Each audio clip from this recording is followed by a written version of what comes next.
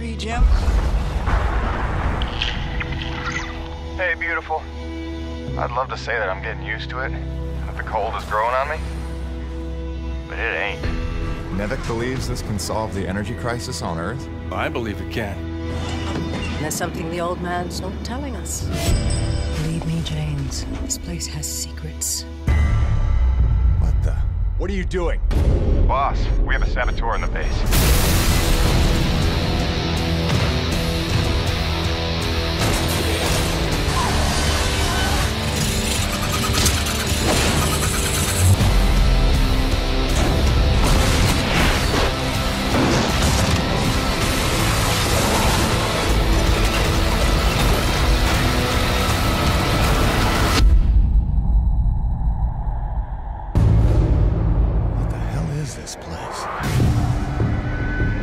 They told me we were the only ones on this planet.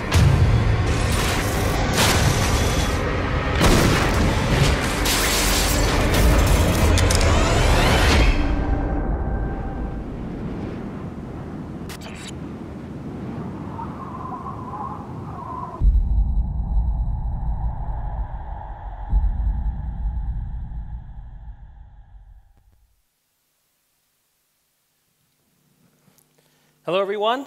That was the brand new trailer for Lost Planet 3 that we've just revealed here for the first time today. Hope you enjoyed it. My name is Andrew Szymanski. I am the producer for Lost Planet 3 at Capcom Japan, and this is my colleague, Kenji Oguro, who's our franchise creative director. He's going to be playing our demo for you today.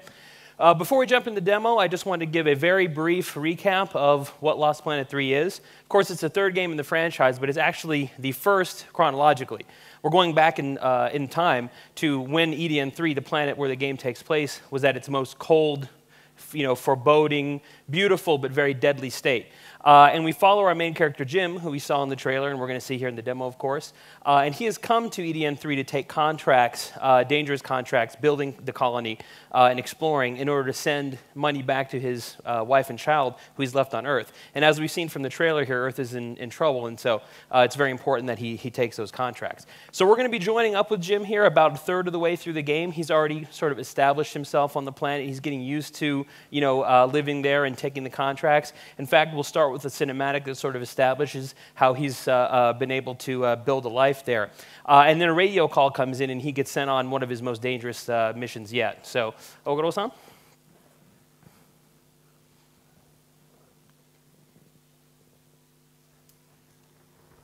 And so it went. For weeks, then months, until the extraordinary became commonplace. Dealing with the cold and the wildlife became a new routine. Intense and surreal, but routine. I kept my sanity and wits by not thinking too deeply about what I was seeing and doing. I got lonesome sometimes out in the Badlands, but music and weekly messages from the missus kept me company. I was making great dough, getting choice contracts, and that was the point after all. I made friends with the crew. They were a right good sort, those guys. Even LaRoche, for all his bluster, had his moments. For better or worse, I became Braddock's go-to guy. It had its benefits. But sometimes being the one to get the call meant you ended up in some damn strange situations. Damn strange situations indeed. We're going to see one of them here. You there? We just lost contact with the communications relay at Shackleton's Peak. The dish was built on the highest summit in the area so that we could call home to Mama with minimal storm interference. It's our lifeline. 2 hours ago it went offline and we don't know why. We're effectively cut off from sending or receiving any off-world communications. I need you to check it out. Boilerplate contract, flat rate for equipment repair, standard fuel surcharge, and Tier 3 hazard bonus. So Jim's been given his mission, which is to repair the communications relay at the top of the mountain. But to get there, he's going to have to get through the nest of one of our new enemy types that we're showing for the first time here today.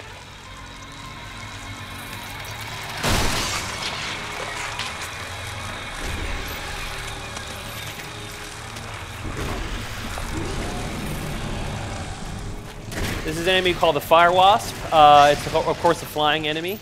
And it likes to flank you. And this is a great opportunity to use our cover system, which we're also showing here for the first time. It's something new to the franchise, but it's something we really like in cases such as this, when you're having to deal with enemies both at short range and at long range. Now Oguro-san has taken out the spawner here that's allowed him to enter the next area. We're going to be going right into the heart of the nest, and it's the only way to get to the top of the mountain where our mission objective is.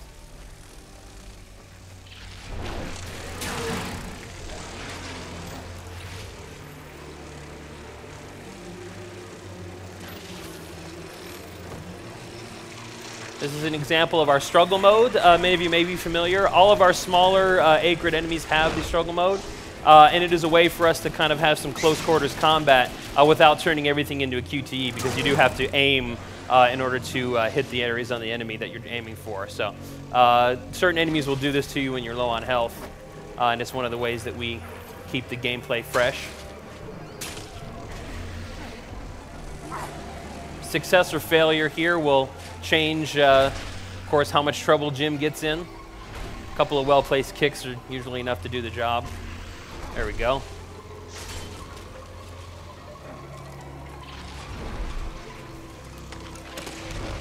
Once again, Oguro-san here is going to be using our cover to help take out some of these wasps, as well as the wasp spawners. And of course, without taking out those spawners, the wasps will keep showing up.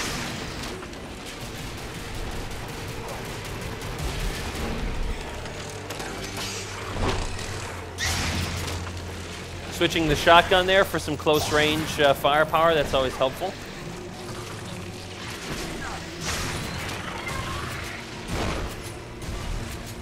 Very nice.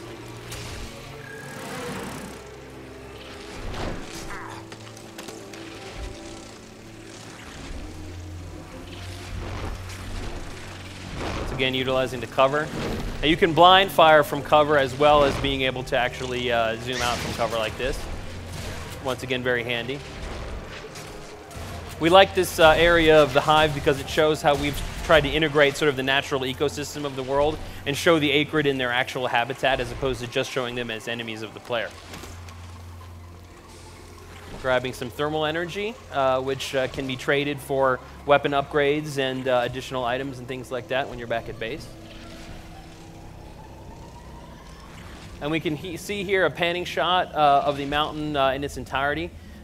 In the full game, you would start at the bottom of the mountain and work your way up. We're going to sort of do a fade warp here so we can take you all the way to the top and show you some of the cool stuff up there and keep our demo reasonable. Now we've gotten here to the top of the mountain, and once again, Jim's mission is to repair this satellite transmitter so that the colony can regain communications with Earth. But we noticed an odd reason for the malfunction.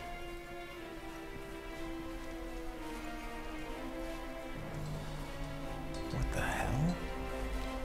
This mysterious figure was also in the trailer. This part of the game and the narrative represents sort of Jim trying to focus on his contracts, but learning that there's a larger sort of mystery surrounding the planet and surrounding him. He's trying not to get involved, but of course, that won't last. Cronus Actual, this is Peyton.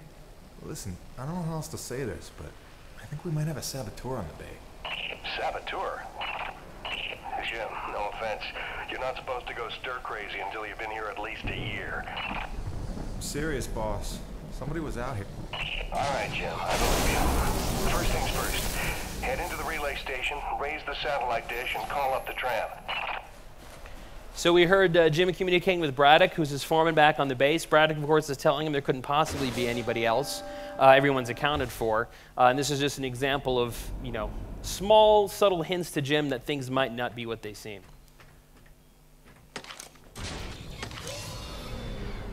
System malfunction.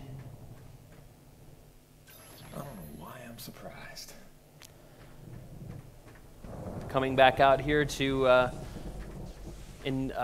enable this comm dish here.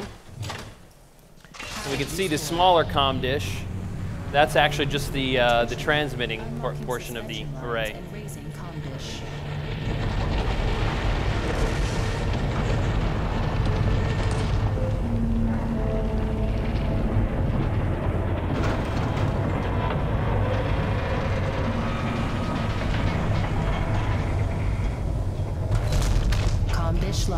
ready for transmission. That's the actual array. Has to be that big to get signals all the way back to Earth.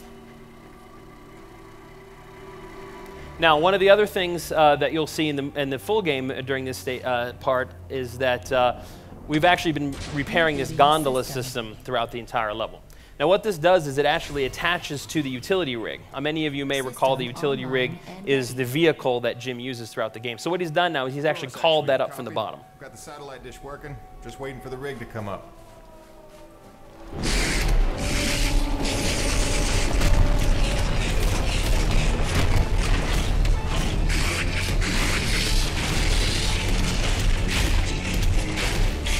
Somebody's not too happy about being disturbed here in his lair. This is the Spitter, which is, once again, a brand new enemy type we're showing for the first time. This is a Cat L acrid, so it's one of our larger acrid. And as its name would indicate, it spits at you. That will debilitate Jim, prevent him from moving. So you have to avoid those emissions. He also uses his scorpion-like tail to stab at you. It's painful. As with all acrid, you were aiming for the glowing spot, the core, to do the damage. So Oguro-san here will be trying to get a good shot as he's avoiding the attacks.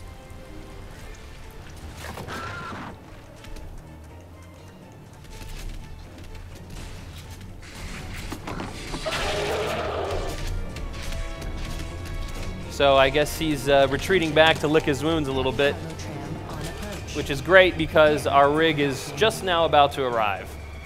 So we'll finally have something to take him on with something of his own size.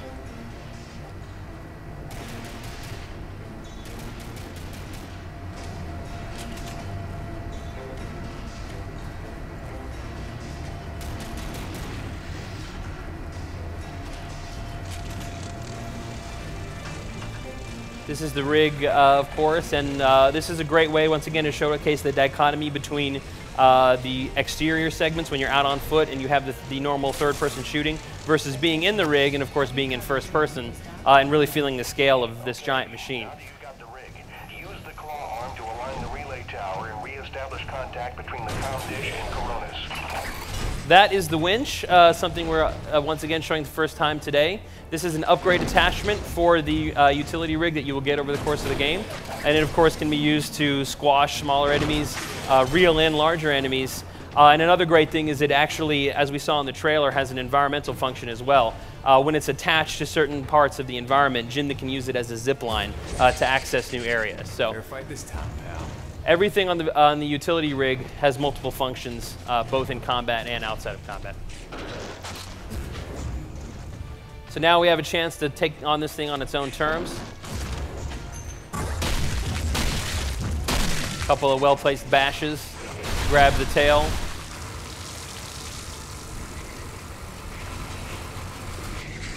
Go for that weak point with the drill. You're using the utility rig's tools, the construction tools, in order to do damage to the enemy. Nice parry move. Ah, very satisfying. Now, another well-placed bash will put us in a good position to finish off the enemy. Very nice. Grab and stab.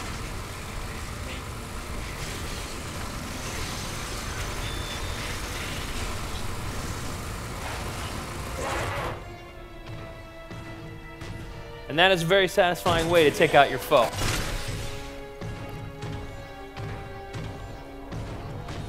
Now we've come here to the point where this is what we needed the rig for, of course, is in order to align this dish properly. You're going to grab with the left stick. And Dr. Roman. She hasn't checked in for some time, and if there's any funny business afoot out there, I'd like to make sure she's all right. Do me a favor and check in on her before you head back. So once again, we're getting hints that a lot of things are going on, and as we move forward in the campaign, we'll be talking a lot more about who the mysterious other people on the planet are and what they have to do with Jim and his journey. But for now, that was our new demo. Hope you enjoyed it. Lost Planet 3 is going to be coming out in early 2013 for Xbox 360, PS3, and PC. Just want to thank Oguro-san again for the great demo. And thank you to everyone for coming.